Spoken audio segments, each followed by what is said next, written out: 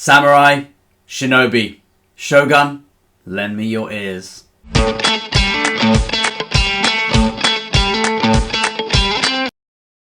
And a huge thank you to all of our Patreons. Thank you to the Pit Fighters, the First Swords, and all of the Bright Stars, Truth and Courage. I am ready to boot up Ghost of Yotei for some serious samurai revenge action.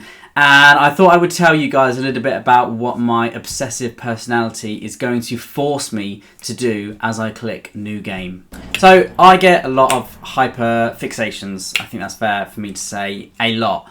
Right now, it's obviously the world of Ghost of Yotei. I've just burned through Ghost of Tsushima again, just to kind of get myself warmed up, and now I'm really ready to dive in. My absolute favourite thing when it comes to really any type of media, story, anything really, is just utter immersion.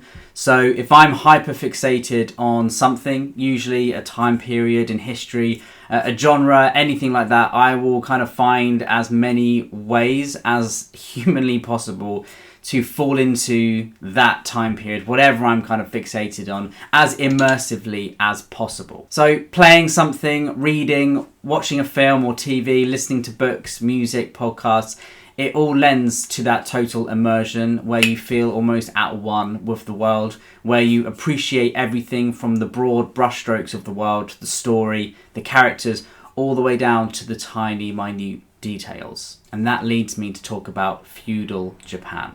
The great Michael Kist was also talking about this subject fairly recently, about immersive reading. So it's great to see a fellow fixator on the internet. He's kind of enabled me to actually, accept myself, accept my ways. So yeah, if you're like me and, you're about to dive into this story, this revenge arc of Atsu in Ghost of Yotei, then I hope this video can give you some recommendations on what to read, to watch, to listen to, just to add to your immersion, to fuel the fire of your enjoyment of that game as well, because I think I always find it exciting to find as many different ways to appreciate something as possible, and hopefully you find something here that will lend to that. Chapter 1. Books.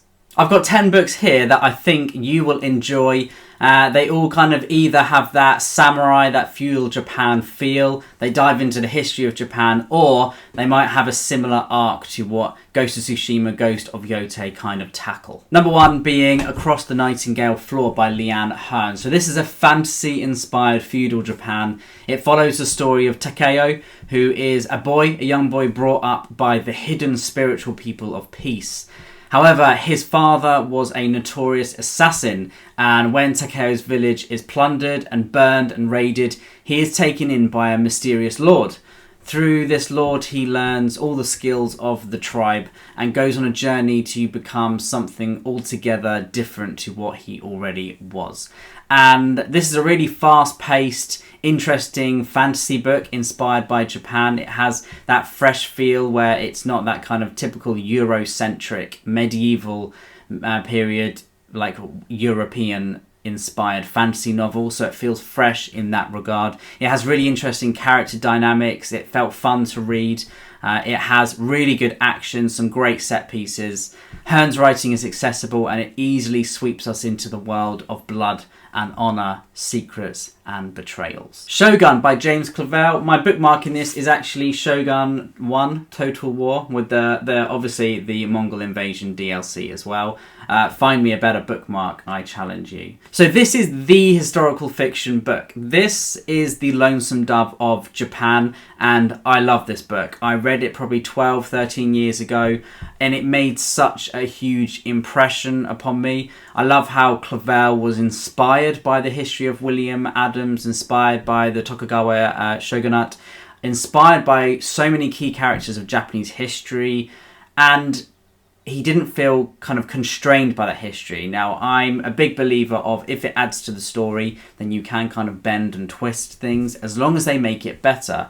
If you watch the film Braveheart, obviously that is not how history went down, it's not how people looked, but because the film is so good, you kind of don't mind. I will kind of moan about historical accuracy and inaccuracies. If the film is terrible or if something is bad, and the history would have made it better. So I think Shogun is a great kind of example of how you can be inspired by history, but you don't have to go beat by beat for actually what happened. So this is inspired by William Adams and his exploits in the Japans, and so many other people as well. This book has, I would say, literally everything from some of the most gruesome action I've ever read to some of the deepest political intrigue that would make Game of Thrones blush.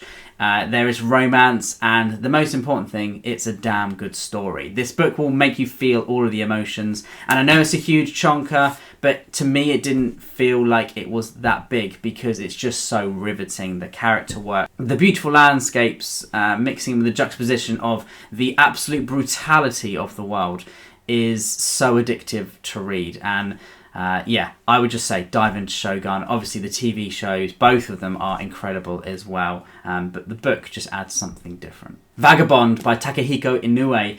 This is the story of Miyamoto Musashi told in manga format.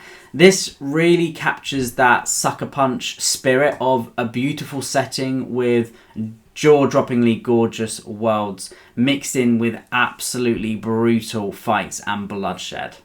And the more manga that I read, the more that I see that they are such like just wonderful depictions of character arcs, of how characters can find themselves in different positions, and just the depth of exploration here as well is absolutely fantastic. The arcs feel tangible and real. It's a really wild ride. Now, this is based off of the historical fiction book Musashi by Eiji Yoshikawa. I think it was written in the 50s. I haven't actually read that one yet, but I would love to know if anyone has actually read both of these and how do they compare to one another. I know that I am loving my journey with Vagabond so far, and I think there are some Vagabond references in Ghost of Yotei as well, so I definitely recommend jumping in on this soon. One of my favourite books, one of my favourite stories, The Sword of Kaigan by M.L. Wong. Now, I think Mizaki is very similar to Atsu. She is a really strong heroine. But what I love about Sword of Kaigan is how different it feels to kind of any other fantasy book I've ever read. It feels so uniquely different. It feels so driven by the story as well. We have two characters, two POVs. Both of them are in the same family. One is a young teenage boy and the other is his mother. And the young teenage boy obviously wants to be a warrior. He's training in the school. His father is a really important warrior. And the world is fantastical, but it's inspired by feudal Japan. And there are katanas, there are kind of the Last Airbender style set pieces as well. It's a really fantastic book, but I think what it does best is it hits home those really emotional, impactful moments. It's not just all-out action, it's not just all-out fun. There are those moments as well, but what I love about M.L. Wong's writing is it's so descriptive, so beautiful. It's so easy to fall into that world, and the character writing is some of the most beautiful and also heartbreaking character writing I've ever read. There's a duel in this book that is probably in my top 3 duels of all time, and it's incredible. So yeah, I would say read anything by M.L. Wong, but The Sword of Kaigan feels like it was written with sucker punch in mind.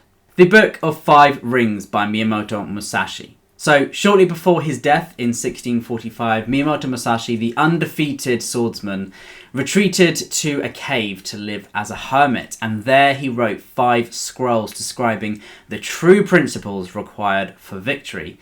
He lived a totally crazy life. He won at least 60 duels, the first of which being when he was 13. And if you want to learn from someone their tips of the trade, from martial arts to the battlefield, to the office cubicle grind, this is the guy. I actually have a tattoo of Miyamoto Musashi. The Book of Five Rings is kind of a monumental work. It's a piece that I think everyone should read at some point. Even if you don't plan on having any duels to your bitter rivals, you know, you don't plan on wielding a katana and a wakizashi at the same time, maybe just read it for fun, I would say. You don't have to take everything from it. But it's really intriguing to kind of get into the mind of someone from the 17th century, especially a figure who is so well renowned as well. It's a very short read. There's 9 key principles in here that he tells a story around each of them. So it's really fascinating. The Judas Blossom by Stephen Arian. This is a great book to, I think, if you really love Ghost of Tsushima, because it deals more with the Mongol Empire. So Genghis Khan has just died, and we have a smattering of POVs where many people are kind of seeking to recover from the death of the great Genghis Khan. And the die is cast many times. The chess pieces move. It has such a brilliant balance, I would say, of character depth, intriguing world building, and some really bloody set pieces. What I love here is that the POVs are from all kind of echelons of society. You have people at the bottom of the system all the way to the top. You have key characters from history like Temujin, and if you're really looking to see what the Mongol Empire was like, then dive into this one. Child of Vengeance by David Kirk, a novel about that guy again, Miyamoto Musashi. He's pretty popular, but for good reason. So here we follow a young boy whose powerful father has abandoned him for a life of service to his lord. The boy is raised by his monk uncle, and soon he seeks the warrior's path, to seek vengeance, to seek revenge. And here we have, most importantly I think in this book, is the great monumental battle of Sekigahara, which is teased in Shogun, but never directly written, unfortunately. So I would say this book is worth reading for that alone. But it is an intense ride, it's an intense journey, and David Kirk's writing is really accessible, has a really good understanding of story beats. And the character work, again, is simple, but really effective. This is the most Kill Bill out of any of these books. It's not inspired by the Japanese setting. This is the only book on my list that isn't inspired by Japan. But I would say if you're looking for another story of revenge and vengeance and revenge and revengeance, then this is the book. So Best Served Cold, we have a strong heroine at the beginning of the book. She is betrayed. She has someone very close to her is murdered by this small group of people, and she then sets out to murder each one of them brutally and horrifically. And if that sounds similar, then it's good. It is similar. It's a fantastic book. Joe Abercrombie's writing is so funny. It's so dynamic. The character voices. Joe's one of those writers that if you just open the book on a random page, you would know which character are speaking through the dialogue, that they are that unique and individual to the story. The character beats are brilliant, the way that characters' arcs form, how they go through lots of failures. Sometimes they have successes, but in true Joe Abercrombie grimdark style, there are not many successes in this book. So yeah, pick it up. It's a great, riveting read.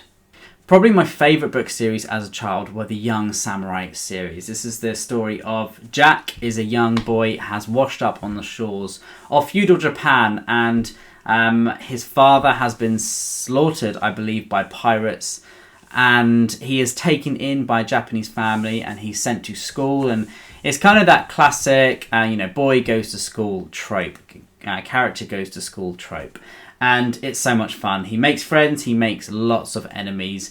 And each book, I think the first two are set in the school, and then by the third one, a lot of things in the world are happening in which they have to leave the school. But it's fantastic. The later books are probably better written and far more inspired by Japanese media. So there's one book that is incredibly inspired by the Seven Samurai, which is just so much fun. So yeah, I would say if you have a child, if you have a young boy or a young girl who want to read more, then this is a great series because it's so quickly paced. The characters are great. I still remember so many things, and I read it when I was 10, 11, 12. Young Samurai, so much fun. I'd actually might read them again now. And the last one on my list is Lone Wolf and Cub by Kazuo Koike. And this is a book, a manga that has two characters. It has one man and one child, and this grizzled veteran Ronin is seeking out to protect this young child. And this actually invented the trope of, old grumpy git looks after a really young child. and seeks to take them to safety. So, you know, obviously we've all read The Witcher, we've seen The Last of Us, we've seen The Mandalorian. That trope is actually called the lone wolf and cub trope, so it came from this manga. It's incredibly brutal, it's very, very bloody, it's so much fun. So yeah, I would say dive into it and just have a good time.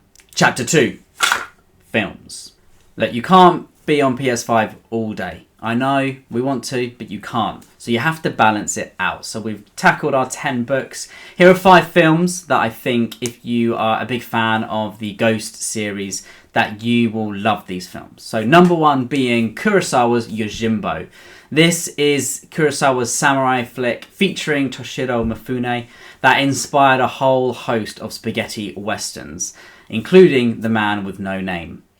It's so beautiful. It's filmed obviously in black and white. It is one of the most stunning films I've ever seen. The camera work is so assured, so confident, so brilliant. I found this story to be hilarious, as well as addictive. Toshiro Mifune's acting, his character, is so well done. It's so that kind of quietly stoic man who, the less words you say, the easier people are to kind of manipulate around you as well. And this film will never ever get boring to me. The final showdown, the final set piece is truly incredible, and it's one of my favourite Toshiro Mifune performances. The Ghost series do have Kurosawa mode, which I actually just played on Ghost of Tsushima. I had Kurosawa mode on the whole time, and it was as immersive and incredible as it sounds. Unforgiven. Set in the Meiji period, this is a remake of that western featuring Clint Eastwood. We're seeing some overlap here, aren't we? Featuring Ken Watanabe. So the times are over for the samurai, and this remake is a beautiful nod to the original with some incredible set pieces thrown in. It's hugely underrated. Ken Watanabe's performance, it just blows me away in this film. The landscapes are completely beautiful. And I was listening to an interview with the Sucker Punch devs, and they were saying how Unforgiven and another film on this list were huge inspirations to their filming, to their creation of Ghost of Yotei, in terms of theme, in terms of the way the landscapes are presented. I'd definitely recommend that. I don't think we can mention a katana-wielding heroine who is seeking vengeance for her murdered family if we don't talk about Kill Bill Part 1. Obviously, this is, I think, one of Tarantino's best films, definitely. The set pieces are incredible. The design is beautiful as well. The homages to lots of samurai literature and film and TV as well are so much fun to kind of dive into in Kill Bill. And just, that final showdown, again, is one of the duels just ever, really. It's brilliant. It's a whole just attack on your senses of bloodshed and witty dialogue and intensity. And I love it. 13 Assassins by Takashi Miike. I'm mentioning this because Ghost of Yotei has a Takashi Miike mode to play on, which has lots of bloodshed and lots of mud as well. So I definitely will be playing it on that mode at some point.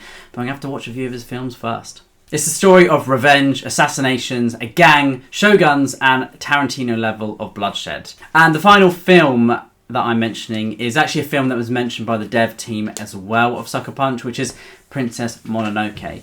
So I think this is Miyazaki's magnum opus. It deals so beautifully with nature and industrialization and conflicts that are at war with one another, and decision making and relationships as well. It's just a film that I think has everything. It's one of those just peak films that has a perfect and beautiful balance. And obviously, and any film with someone running around with wolves as part of their family, I'm going to give it 5 stars. So yeah, watch Princess Mononoke. It's beautiful and so much fun as well. And really, really, at times, heartwarming and heartbreaking as well. Chapter 3, listening. So here are 5 things that I recommend that you listen to heighten your immersion when you are playing, or after you're playing Ghost of Yotei, in between, when you think about it during the day. So the first one has to be the Samurai Archives Japanese History Podcast. Now, I don't think they're recording videos anymore, but this is a podcast that I've always dipped in and out of through the years. And their history lessons on samurai conflicts and feudal Japan, and sometimes media and literacy surrounded based around Japan as well, is so engaging, so immersive, so the deep dives that they do into different subjects are just so addictive, and they're so fascinating as well. It's a period of history I don't know too much about, and there actually aren't many non-fiction books translated into English about Japanese history that go into things in depth. There's lots of like overviews and broad brush strokes, but I would say listen to this podcast to dive into things even more.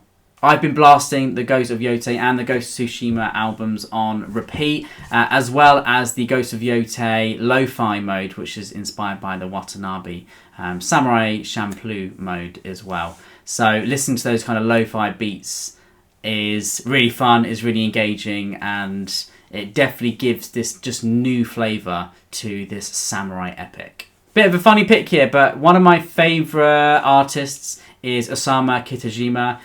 He was a jazz funk fusion artist who used traditional Japanese instruments. So if you feel like you want to have a little dance, put on some jazzy funk, then Osamu Kitajima is the way to go. His albums were absolutely fantastic. I love his music. The way that he had some serious chops, but mixing in with Japanese instruments just added a whole new layer. Atsu is carrying around her amazing instrument. I actually have forgotten the name of it, but it looks absolutely fantastic and it sounds great as well.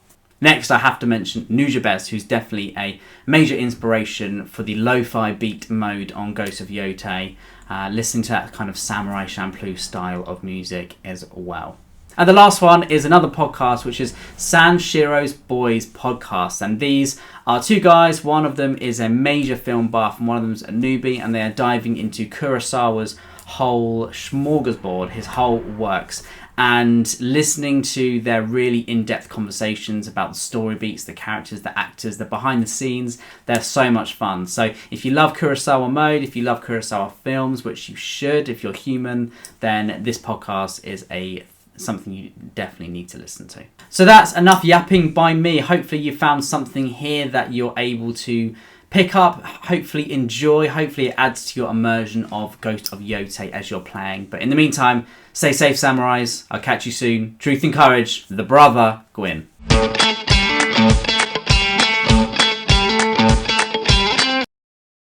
And a huge thank you to all of our Patreons. Thank you to the Pit Fighters, the First Swords, and all of the bright stars. Truth and courage.